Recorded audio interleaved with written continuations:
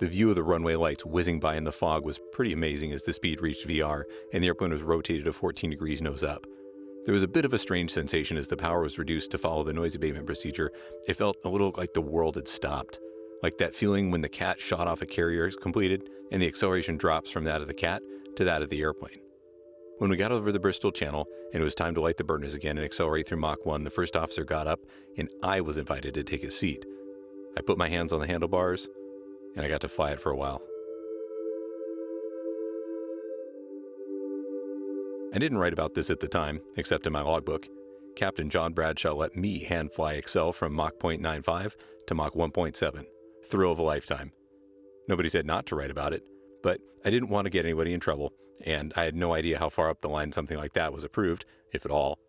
And I did feel like it was probably something that had been done before, more than once.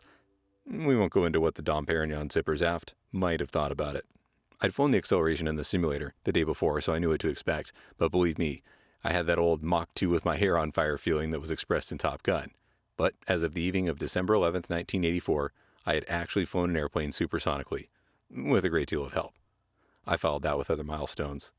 All too soon we were approaching Mach 1.7, and I relinquished the controls in the right seat and returned to the jump seat. Those words by none other than Dick Collins. And, as he wrote them, he fused together one of my favorite aviation personalities with one of my favorite aviation subjects. That's right, Concorde. Let's read on. Time spent with the most extraordinary airplane ever. In my long career in the aviation business, it was no secret that I didn't care for overseas junkets. I never attended the Paris Air Show or Farnborough, and I remember passing up boondoggle trips to Brazil and Japan, among other places. That probably explains my getting several what's going on calls when my name showed up on a list of participants for a French trip to attend the first rollout of the Falcon 900 business jet. I declined on many such events, but this one came with a carrot that I simply couldn't resist. Dassault, the builder of the Falcons, had chartered an Air France Concorde to whisk us from New York to Paris for the May 1984 festivities and then bring us home. They laid down a grand party with food and wine that I didn't know existed, entertainment, the rollout, and a tour of the Normandy beaches.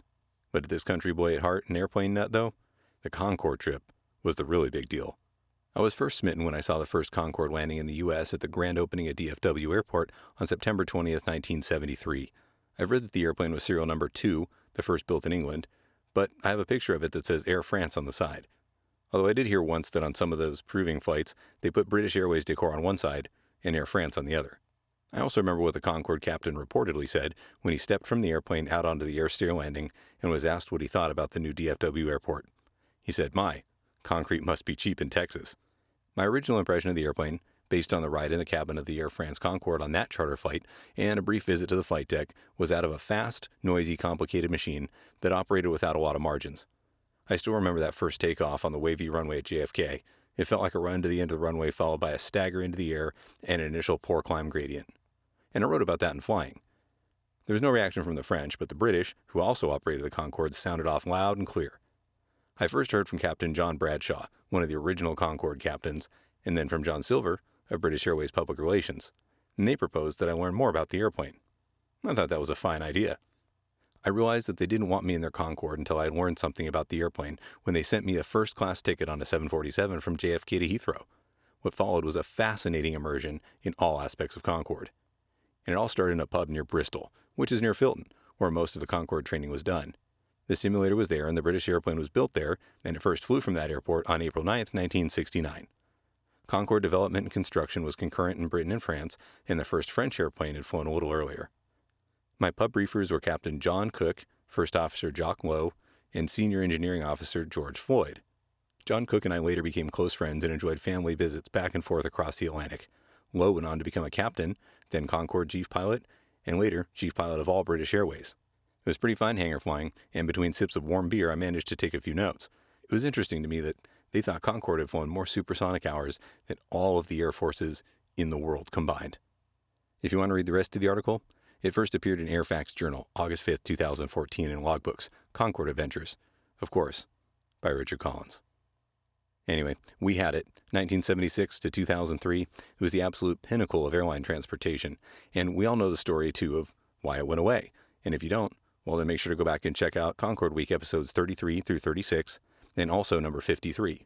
where renowned Concorde expert and retired Concorde captain and BBC broadcaster John Hutchinson recounts what it was like to live the life that we can only dream of now. Well, it's always an honor to speak with John, and today he's back, and he's going to answer some of the more operational questions that you listeners have sent in, and after his last appearance on the show, some of what he has to say might really surprise you. Don't go away.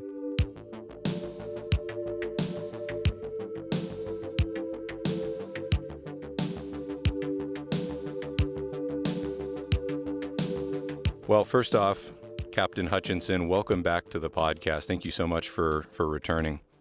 So it's very nice to be back with you, Brandon. Nice to be talking to you again. Absolutely. Well, after our last 4 episodes that we did, there was just the best feedback ever. Actually, your recount of Air France 4590 was, I think, right now tied for the most downloaded episode of all time on the podcast. So it really, really resonated with people. And in that line of thinking, we got quite a few questions and follow-ups and things like that. Questions about the Concorde itself. People seem so interested in learning about the mechanics of what it was like to actually operate the thing after all your wonderful stories of what it was like to live the life. So the first question we have actually comes from Michael Rogers. And he says, I thoroughly enjoyed the 4 Concorde episodes. I sent them to all my friends. And is there any chance John would come back on and talk about the technical details of actually flying the Concorde from startup to shutdown? I'm sure I'm not the only pilot out there that would love to hear about the hinged nose drop, aircraft handling during acceleration through the sound barrier. He's such a good speaker. So what do you think, John? Can you enlighten us on what that was like to actually fly it through those parts of flight? Yeah, well, hello, Michael. Thanks for your question. The first thing I'm going to make quite clear is that I'm about as untechnical a pilot as you can get. The great benefit about being on Concorde and having a 3-man flight crew, which was me, the captain, co-pilot, the first officer, obviously, and the flight engineer. So all the sort of stuff to do with mechanics was done by the flight engineer. So the engine start, for instance, was really conducted and controlled by the flight engineer. So that's the first thing I need to make clear. So I played no significant role in starting the engines, for instance, and getting all the hydraulic power and electrical power online. That was all being done for me by this wonderful chap called the flight engineer. And I was very lucky in all my commercial flying that I always flew airplanes with flight engineers, be it the 747-400 or the VC-10, or indeed way back in the mid-1960s, early 1960s, the Boeing 707. All of them had flight engineers. Wonderful breed of person. In terms of taxiing the airplane was extremely easy to taxi. It had a limited amount of nose wheel steering through the rudder pedals. If you needed to go beyond more than about sort of 15 degrees one way or another, you then had a nose wheel steering tiller as well. It was, the only problem with taxiing was that even at idle power, those Olympus engines were producing enough power to have you accelerating along the taxiway. And it was quite easy to let the speed build up to an excessive speed. So you had to keep going onto the brakes every now and then just to bring it down to a sort of 15-knot taxiing speed. It was quite easy to let it build up to 25 knots, 30 knots, which is not ideal when you're taxiing around. The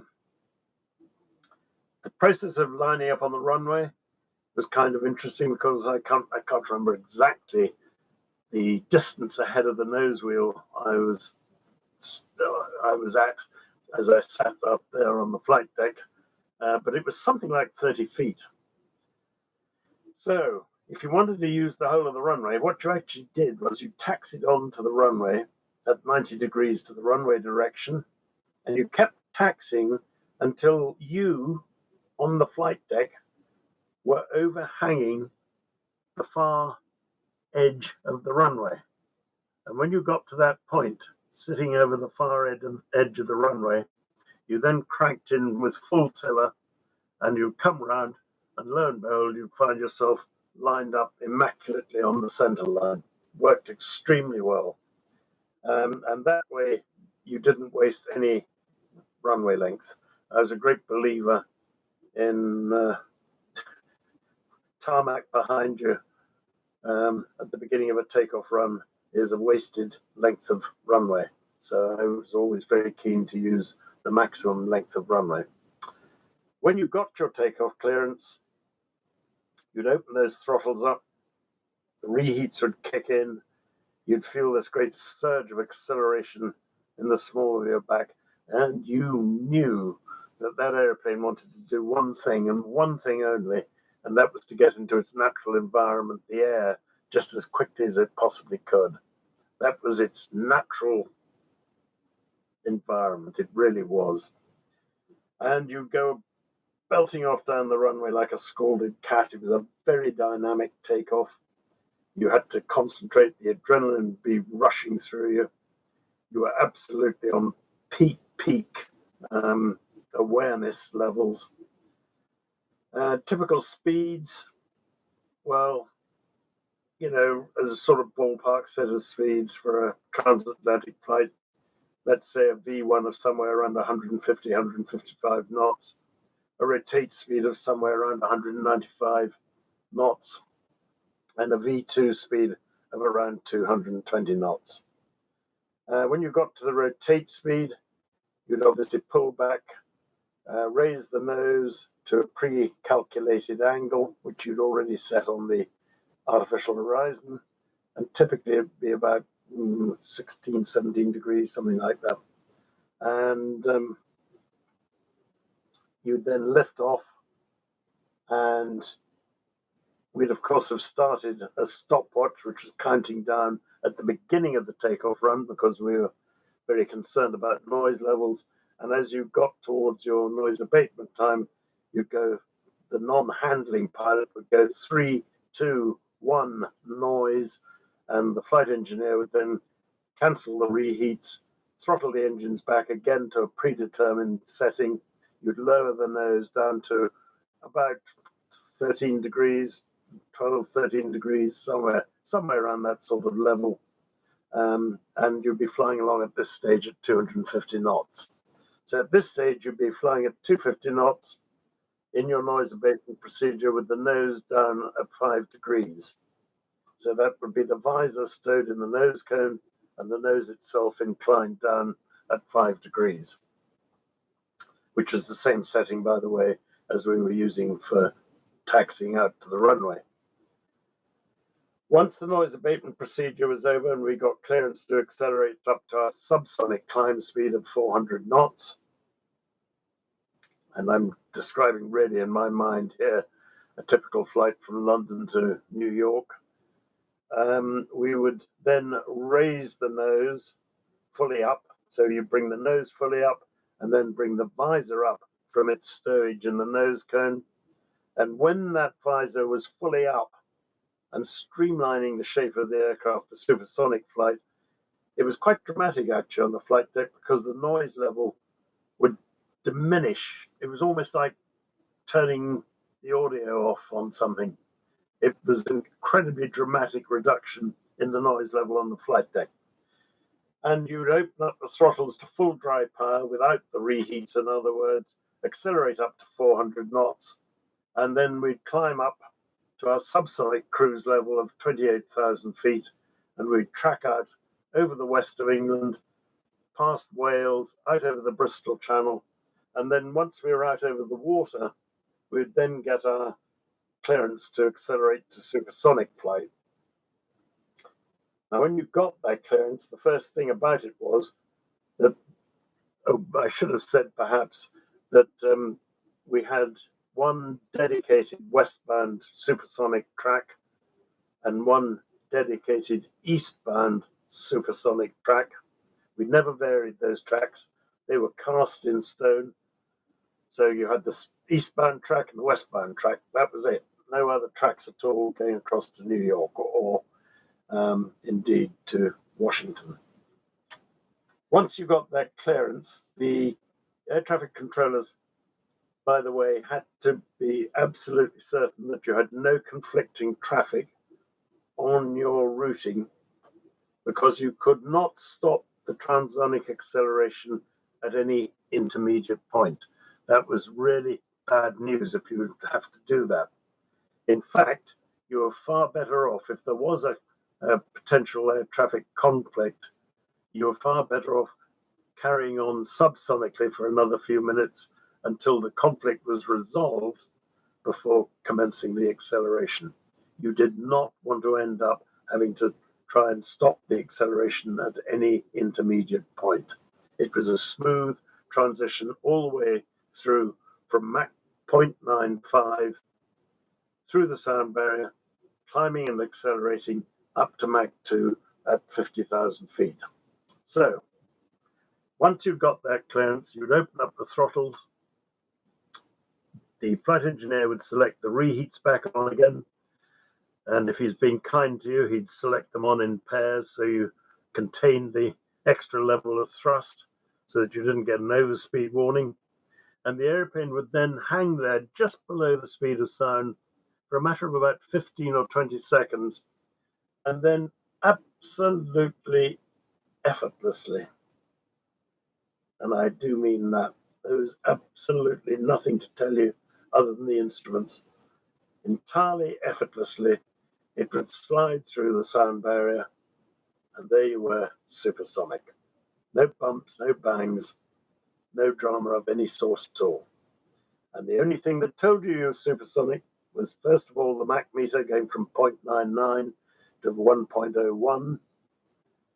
And the other thing was that as that shockwave attached, the vertical rate of climb and descent indicator would do a wild fluctuation up and down the scale of the instrument as the shockwave attached. You'd then climb and accelerate with those reheats on. There's a maximum time limit of 15 minutes for the reheats. We very rarely ever got near that 15 minutes. Normally speaking, it would be about 12 or 13 minutes of reheat. Anyway, at a Mach number of 1.7, which coincided roughly with 43,000 feet, you'd then cancel the reheats and you'd coast up rather more gently, finally reaching Mach 2, twice the speed of sound at 50,000 feet. And that whole process, typically from takeoff to reaching Mach 2 at 50,000 feet, it obviously varied on all sorts of things, upper air temperatures being one of the significant factors. But approximately, you were talking about probably about 40 minutes, 35, 40 minutes. Anyway, once you were up there at 50,000 feet, you just left the throttles wide open. There was no other traffic to conflict with you at that point, at those sort of heights. And we cruise climbed. So as the airplane got lighter, as you burnt the fuel off, of course, we just gently drift uphill, maintaining Mach 2. No assigned altitude at all. We just had that block of airspace from 50,000 feet up to 60,000 feet. And typically on a New York crossing, we'd reach a height of around 58 or 59,000 feet before we had to descend and decelerate. Now, going back to the transonic acceleration again, one of the things that would occur during that transonic acceleration was that as the shockwave formed and as you accelerated from Mach 1 to Mach 2, that shockwave would change shape. And as it changed shape during the acceleration, it would force the center of lift back down the chord line of the wing. And you could end up, if you didn't do anything about it, with a horribly unbalanced airplane, with the C of G having remained constant and the center of lift, the center of pressure, having moved a long way aft. And the solution that the old designers of Concorde came up with was, hey, look, if the center of lift moves back down the wing, what are we going to do about it? Well, let's move the center of gravity back down the wing.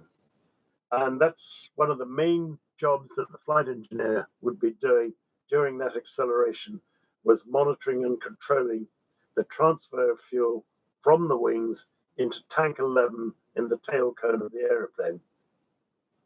And once you established at Mach 2 at 50,000 feet, the center of gravity would be about 8 or 9 feet after the position it was in when you started the takeoff. And that fuel in tank 11 was then ballast fuel. It was not available for the engines in any way at all as long as you were flying supersonic. It had to stay there in tank 11 to keep the airplane in proper balance, to keep the C of G in the right place. And it was only when you got to the other side, when you started your descent and deceleration, that you would start bringing that fuel back forwards again. So it was a reverse process from the acceleration process. Throughout the crossing, as you were flying along at sort of between 50 and 60,000 feet, cruise climbing, flying at twice the speed of sound, you were constantly monitoring where you were on the route and where you were in relation to the various en route alternates. Because if you had an emergency, and let's say, well, one of the emergencies would be an engine failure, and if you had an engine failure at Mach 2, there's no way you could carry on at Mach 2. You'd have to descend and decelerate back to subsonic flight again.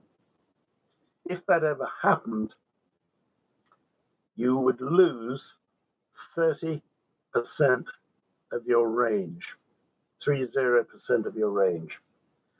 And you could be in a situation in mid-Atlantic where you neither could get back to London, nor could you get on to New York. So you were looking all the time at en route alternates, and those en route alternates typically were places like Shannon, Santa Maria in the Azores, Moncton, Gander, Bangor, Maine, and all the time you're thinking to yourself, well, if something happens now, we can get to Bangor, Maine. And eventually you get to a point on the route where you could say to yourself, well, if something happens now, we can definitely get on to New York.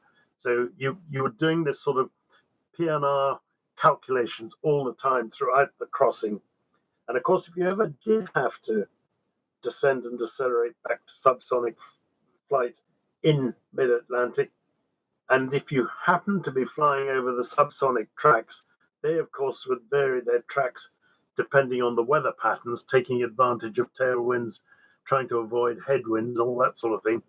If their tracks coincided more or less with yours, you had to plan your descent to give yourself separation from those subsonic tracks, because you were having to do your own air traffic control pretty much. Because back in the days I was flying Concorde, the communications across the Atlantic were through HF.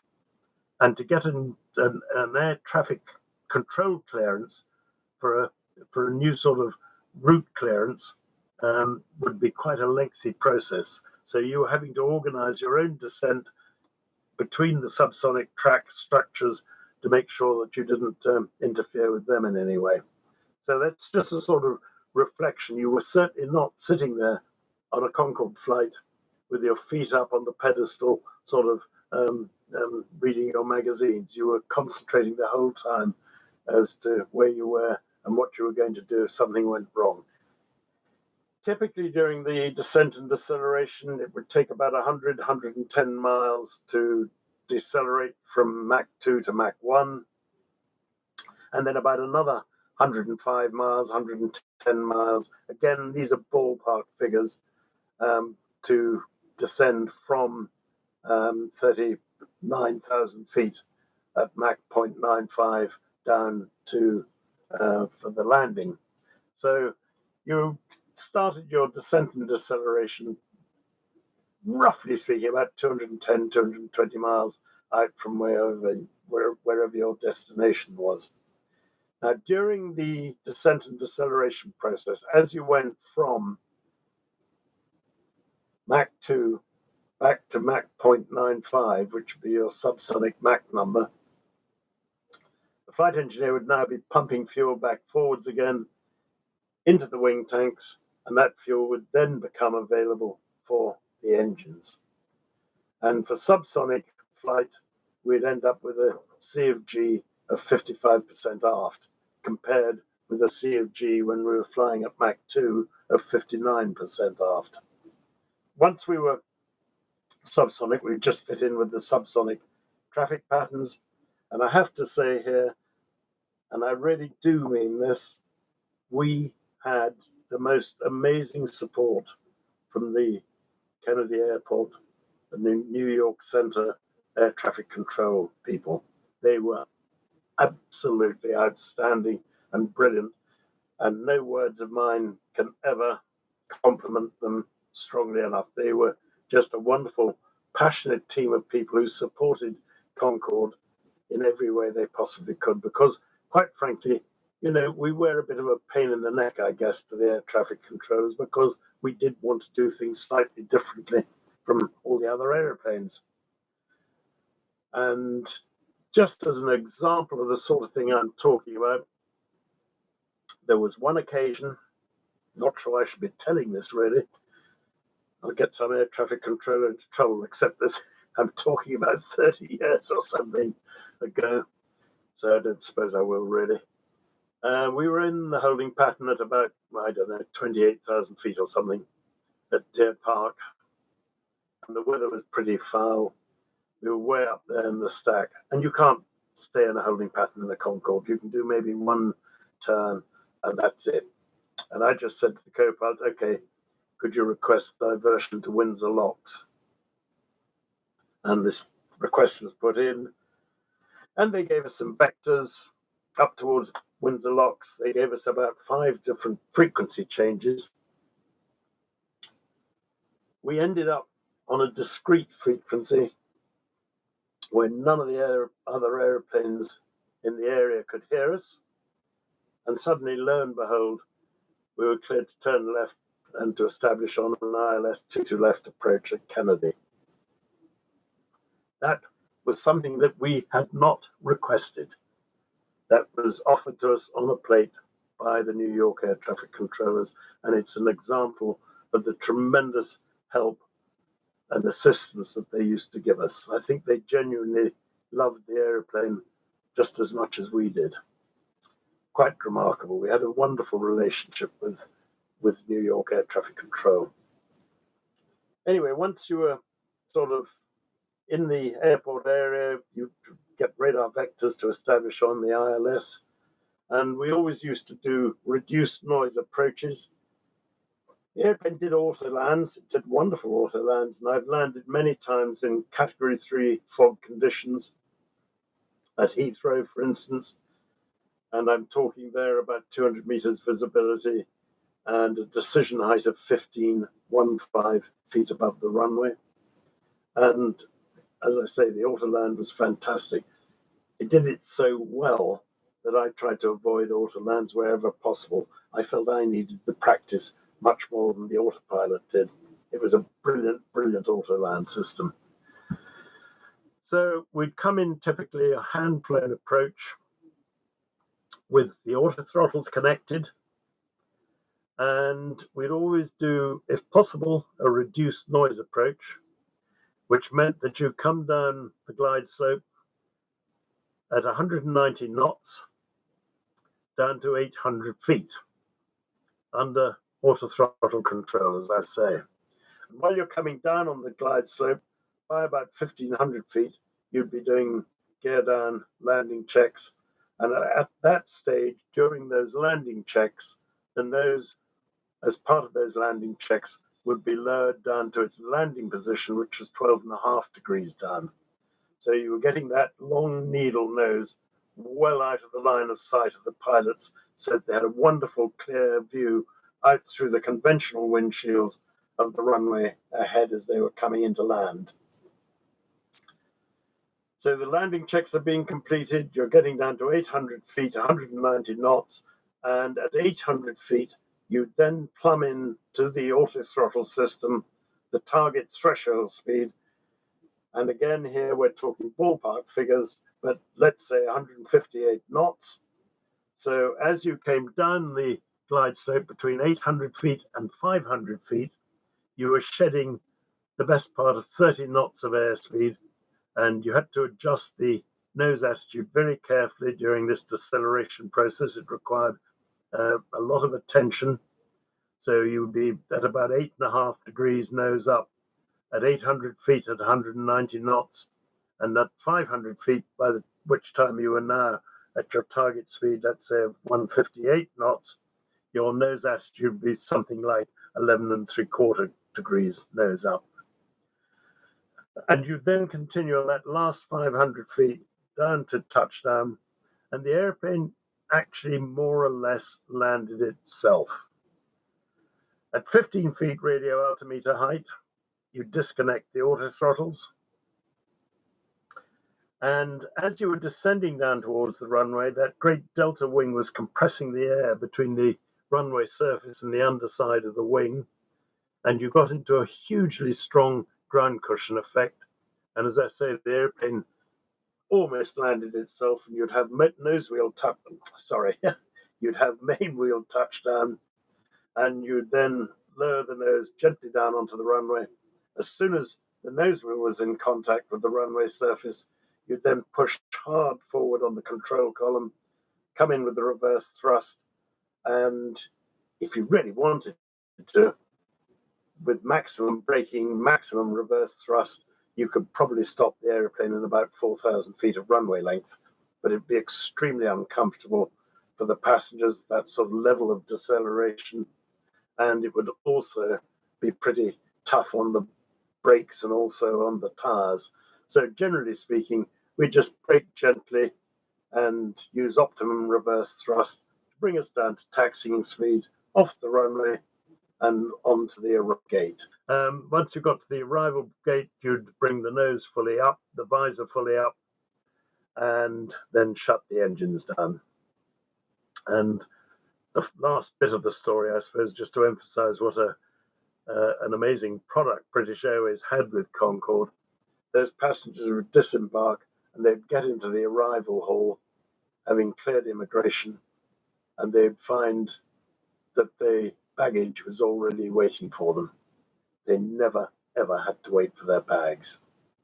So there we are, Brandon. I hope Mike found that interesting and useful. That's a sort of rough thumbnail sketch of a flight from London to New York and the sort of things that were going on during that flight. Excellent.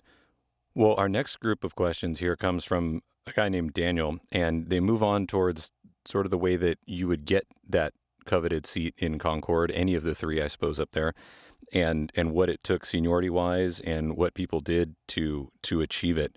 And he says he's curious how the seniority list and pay rates were for Concorde and how senior each seat went. And were there flight engineers that could maybe even hold captain on a lesser airframe, but that were sitting at that panel just to have the opportunity to be on Concorde? Okay, that's an interesting question. Where shall I start? I think the easiest way of starting is sort of describe my own situation.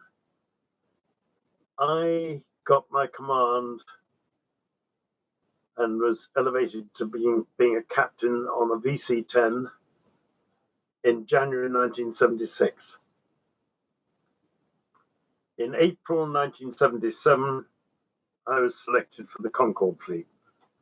And that's where I stayed for the rest of my time in British Airways until I was kicking and screaming into retirement in 1992. So I was on Concorde altogether for 15 years. Now, you'll appreciate that from what I've just said, that I'd only been a captain for about 15 months when I went on to Concorde. So I was a very, very junior captain. How did that come about?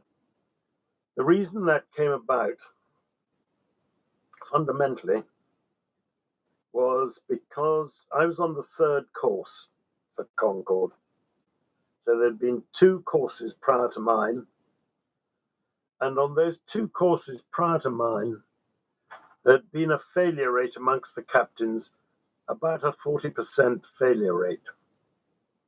Not amongst the first officers, not amongst the flight engineers, just the captains. And the reason was that these captains were very senior captains, many of whom had been, I don't know, Lancaster bomber pilots during the Second World War, that sort of thing.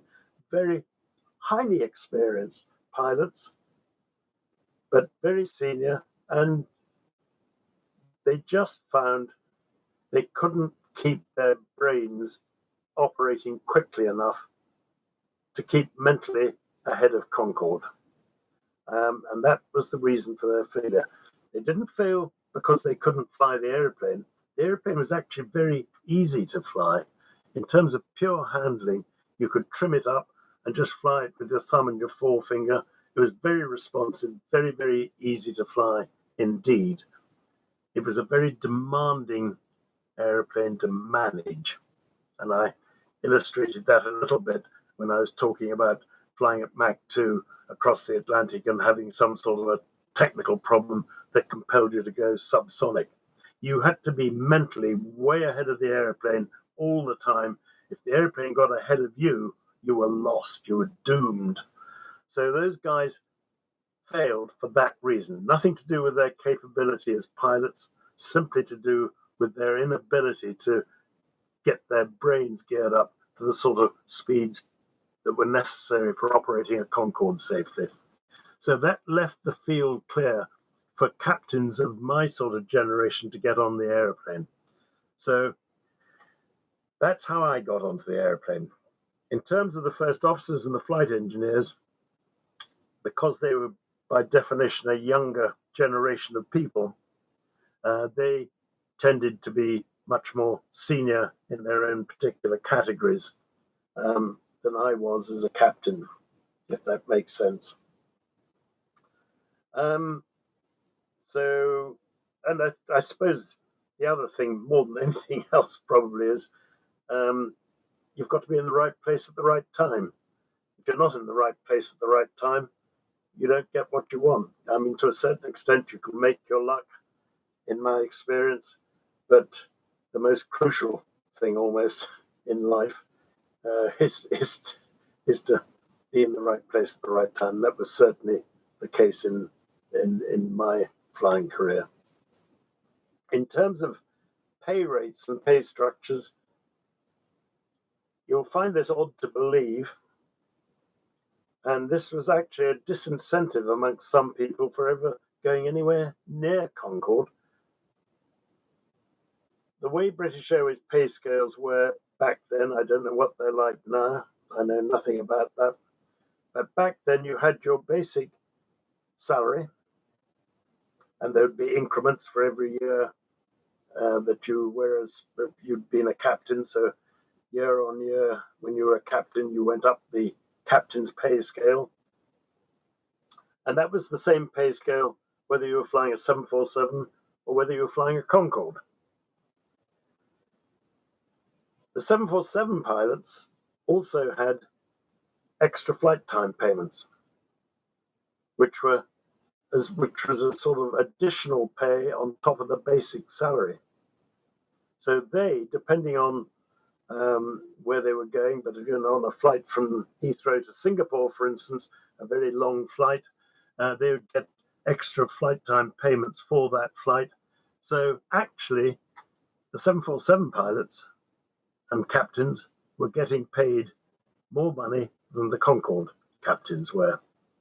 So that sounds maybe to many people rather counterintuitive, but that's actually the reality. And there were certainly people, and I find it sad saying this, there were certainly people who would never have bid onto Concorde because the salary was more important to them than the sheer exhilaration of flying this beautiful airplane. I mean, there's absolutely no question in my mind as to what I wanted to do. The salary was completely irrelevant. I just wanted to get my hands on this piece of kit and stay on it as long as I possibly could.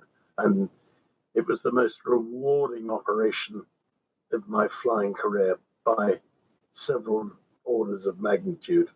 It was just a completely different airplane from anything I've ever flown before. And, I just look back on it now with sheer wonderment, and I feel immensely privileged that I was part of it. Okay, cool. I guess we're going to start getting a little more into the sort of had the U.S. done it. Hang on a second, Brandon. There was a question about whether some people might have, to be on the airplane, might have been happy to work as flight engineers on the airplane. No, in British Airways, the pilots were never flight engineers. You didn't sort of go from being a flight engineer to being a pilot. The flight engineers in British Airways were a dedicated group of engineers who never did anything else but being flight engineers. I hope that clarifies that one for your correspondent. Sure. So once you were a flight engineer or once you're a captain, you were always that, and you could move airframes or whatever and move up and down that pay scale, but you wouldn't upgrade seats, so to speak. Like you wouldn't start as a flight engineer, then go to a FO seat, and then move to captain. No, exactly right. Now, our next group of questions comes from, we'll call him Echo. And Echo asks, do you think that back in the 50s and the 60s that if the United States had built a supersonic transport, that we would be in the supersonic age now? I think if it had been built back then, probably yes. But it wasn't. And events have sort of overtaken supersonic operations, I think, at the moment. In particular, what I'm thinking of is environmental considerations. Environmental considerations are now absolutely predominant here, certainly in the United Kingdom and Europe, and in many other parts of the world. And I think for any future supersonic airplane, it's going to be one heck of a challenge to meet those environmental challenges and to produce an aircraft that will get a clearance to operate globally all around the world. Okay, and then he asks, do you think that if the conglomerate with France and the United Kingdom had not occurred, that Airbus would not be in business now?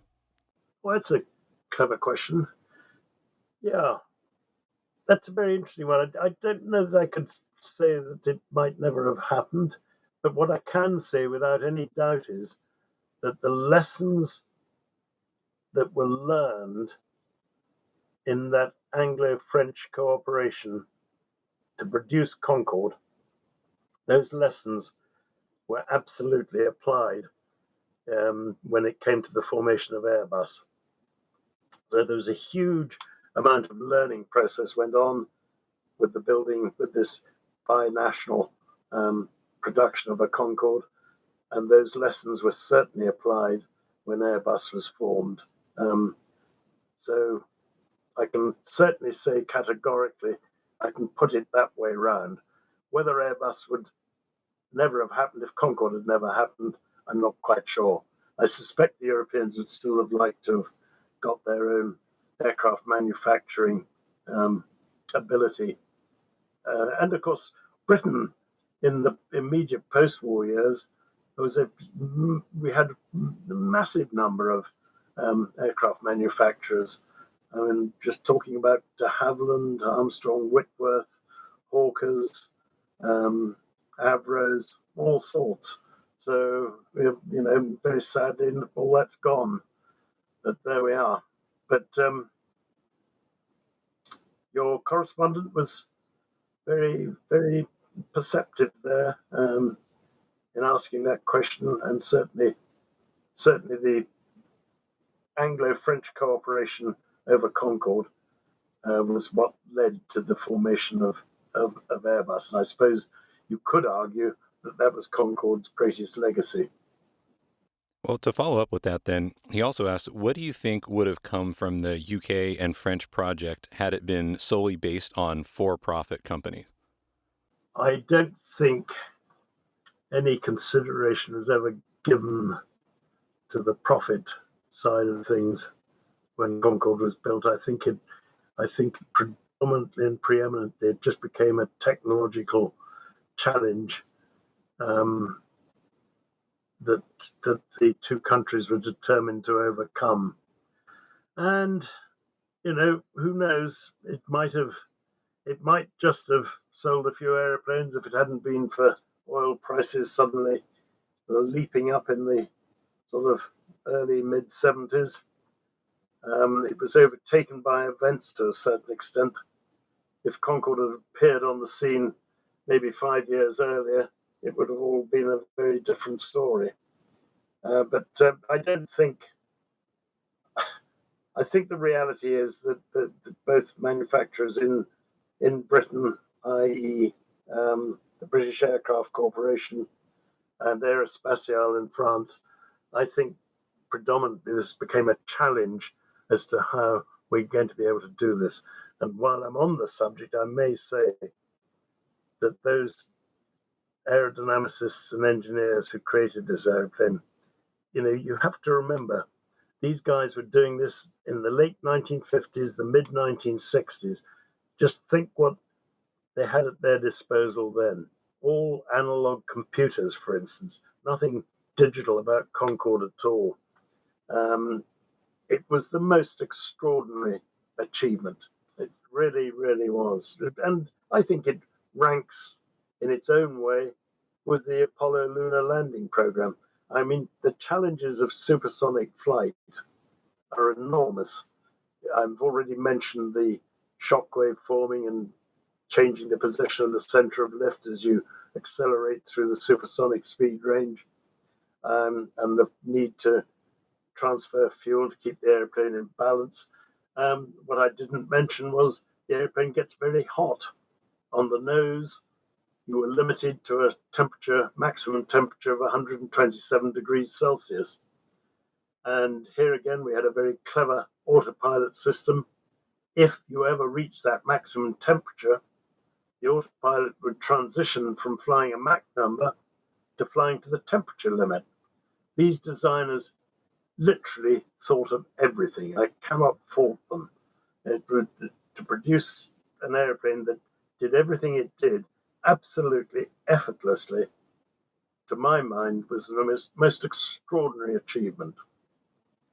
I think I probably sidetracked myself there slightly. Have I answered the question? No, absolutely. That was an amazing answer. And I think to follow up with that even, he says there has not been a for-profit supersonic transport aircraft built. Do you think that a supersonic transport made by for-profit companies will ever exist? I think it might eventually. I really firmly, well, what I know from my own experience is that cutting down the travel time just makes such a hell of a difference to the sort of physical shape you're in when you get off the airplane at the other end. It makes a huge difference. There's no question about that at all. To fly between London and New York in 3 hours as against 7 hours, it's just, you arrive feeling completely fit and fresh and well. So there's no question that there is a potential market for cutting down the travel time. What I think is going to have to happen, and it's not going to happen within the next 20, 30 years, I don't think, in terms of a supersonic airliner anyway.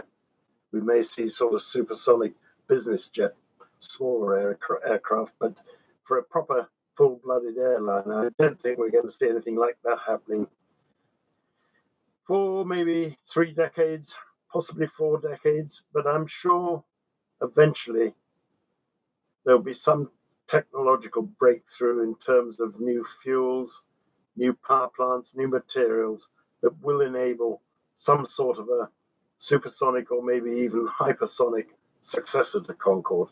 That's what I believe, simply because I firmly believe that the ability to deliver somebody feeling fit and fresh and well at the end of a long, long journey is something that people will pay quite a lot of money for.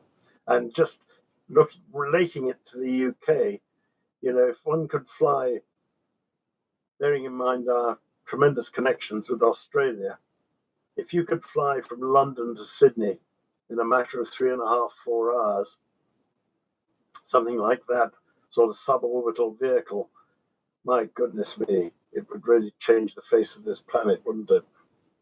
Absolutely. So I suppose to round us out here, our final question then to that line of thinking is, what do you think that the next generation of travel will look like? I think for a while yet we're just going to see ever more efficient airplanes. I mean, there's a huge pressure going on in Europe amongst various groups to sort of cut out air travel altogether. But for climate reasons, I get a bit irritated about that. I think here I don't wish to upset anybody, but when it comes to all this business of climate change and so on, it seems to me that the biggest polluter is the human being. And if you go on increasing the world population, you're putting more and more pressure on the planet, and you're polluting the planet more and more and more. What we really need to do is to cut back on population growth. But that's getting into politically dangerous waters, I think. Okay. So that's not really answered the question, but I think for a while we're just going to see ever more refined subsonic aircraft and more fuel efficient engines. I mean, the way engines have become more efficient over the last sort of couple of decades is absolutely remarkable. And, I can remember there was a lot of oohing and ahhing at the idea of going from 4 engines across the Atlantic to 2 engines across the Atlantic. We now take it for granted. They are so reliable, these modern engines, so reliable and so fuel efficient, and their noise levels are so much less, and that process will go on incrementally until somewhere along the line in the future, we'll get this technological breakthrough, whatever that may be, with new fuels, new engines, maybe new materials, and then hopefully we'll see some pressure to develop a successor to Concorde.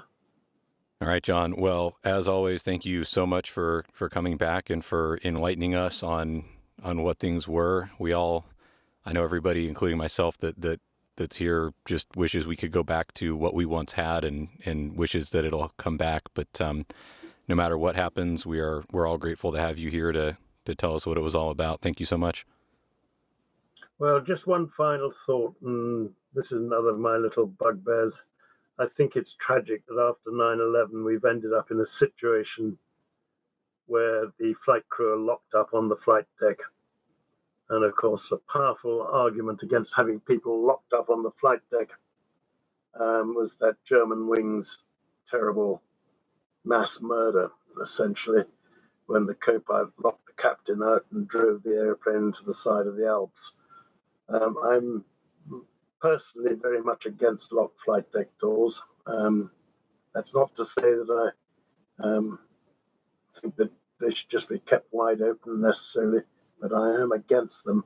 But of course, in the years that I was flying Concorde, we actually kept completely open flight deck doors. This is between 1977 and 1992. And that was a huge privilege because I met all sorts of people. I mean, I've done a royal flight taking Her Majesty the Queen to Washington in 1991, I think it was. And then she went down, we took her down to Miami and picked her up again at Tampa after she'd gone around the Florida Panhandle in the Royal Yacht Britannia. And we then dropped her off, I think it was at Houston, and then carried on back home. But I've done flights like that to the regular scheduled flights where, I've had the great privilege of meeting, people like Paul McCartney, Muhammad Ali, Henry Kissinger. It's a sort of catalogue of who's who in the political world, in the business world, in the sports world. I even carried the entire US Ryder Cup golf team one year in the mid-1980s. We had Arnold Palmer, Jack Nicklaus, Hale Irwin, Lee Trevino, Jerry Litsky, I think his name was, Tom Watson. So I've had the most amazing privilege of meeting all these people, and it's a great sadness to me that we're now flying around with locked flight deck doors. I would not enjoy flying airliners in this age in the way that I enjoyed flying them in the age that I was flying. It's a very different world, sadly.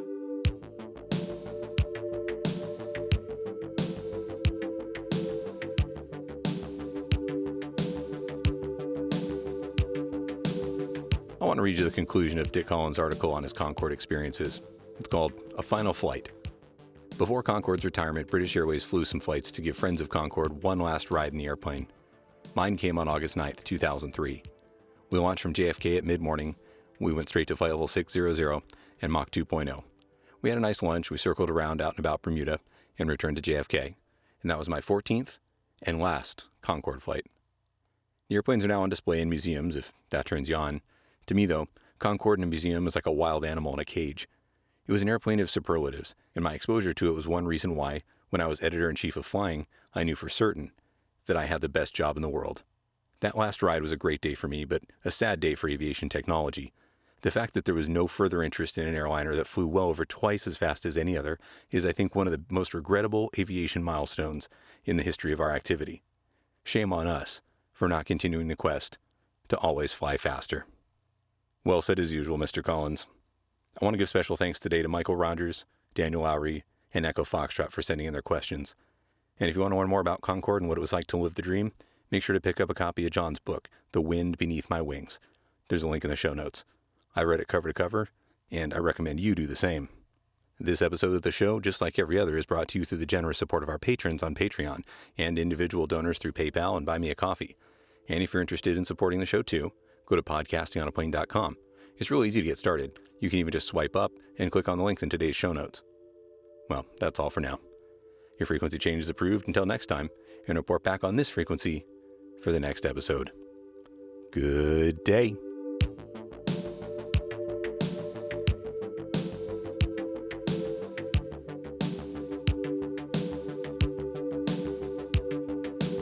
The Podcasting on a Plane podcast is presented for entertainment purposes only.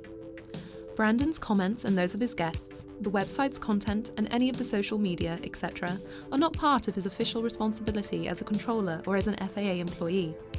The views and opinions you hear on the podcast are his, and those of his guests, and not necessarily that of the FAA.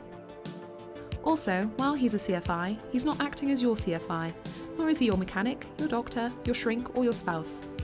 This podcast is presented for entertainment, camaraderie, and fun, but is in no way, shape, or form professional advice or legal counsel. If you're in need of professional advice, get some from somewhere more appropriate than a podcast, no matter how good this one may be.